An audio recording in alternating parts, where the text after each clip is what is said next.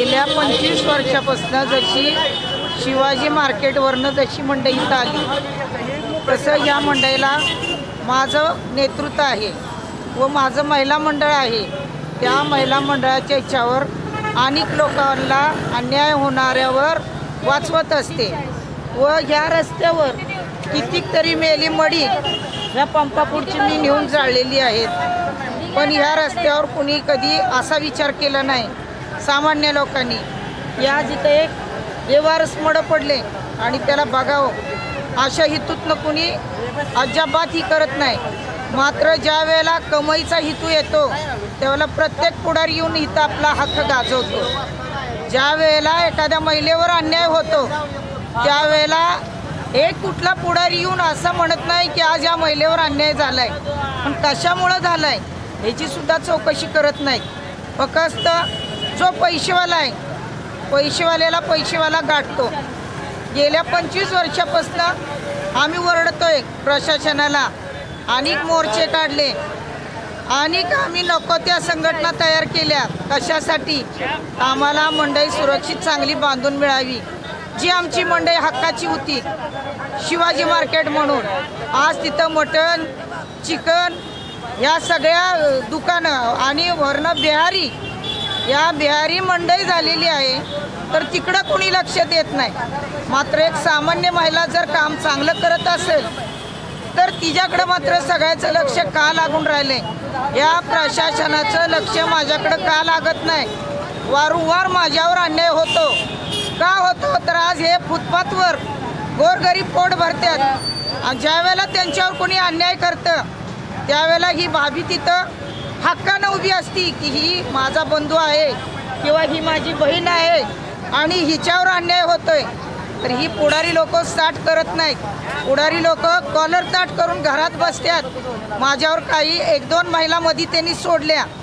आज ह्या जागेचा निर्वाह आम्ही केलाय गेल्या 20 वर्षापासून। आज हे फळं विकणारी या ठिकाणी असतात गरीब लोक, यांना येऊन प्रत्येक जण त्रास देतं।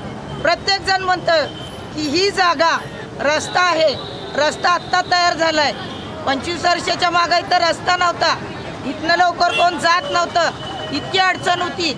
इतकी अडचण काढून आज आम्ही हा येण्या जाण्याचा रस्ता स्वच्छ ठेवून इथं काही लोक फळं विकतात, काही पुढाऱ्यांना बरं वाटत नाही। म्हणून राम हादगे ह्या वार्डातले जेवढे पुढारी आहेत माझ्याकडे सगळ्यांचे पुरावे आहेत। मला कधी यांनी त्रास दिलाय, मी कधी जाऊन कंप्लेंट केली आहे, कधी माझ्या अन्याय झालाय। मी सगळे पुरावे SP साहेब आणि कलेक्टर साहेबांनी माझे सगळे पुरावे बघायचे आणि ह्या पुढाऱ्यांना पहिली तात्काळ अटक करायची।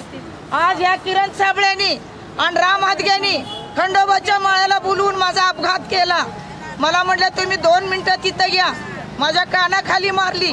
आज जर ह्या महिलेला जर न्याय नाही मिळाला तर ही महिला 15 ऑगस्टला कलेक्टरच्या पुढं आत्मदहन करणार आहे।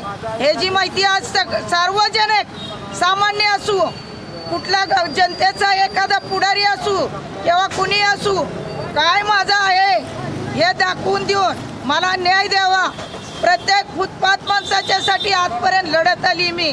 कुठल्याही फुटपाथच्या माणसानं सांगावं की आमच्यासाठी भाभी कधी आली नाही। हा विषय न घेता सारखा मला जो मानसिक त्रास देतात, मला शुगर आहे, मला BP आहे, मी रोजची औषधं खाते। गेल्या 3 वर्षापासून धंदा करत नाही मी।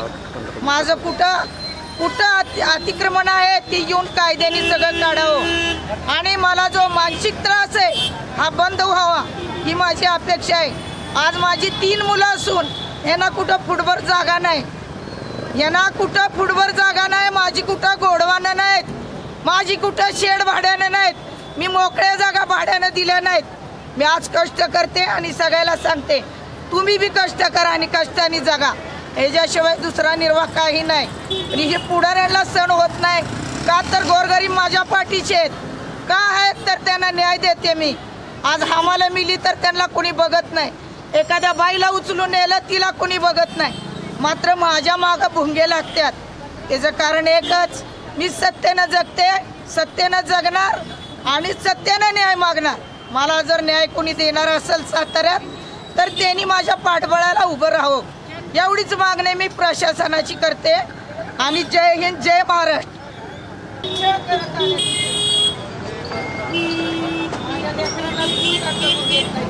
हे तिची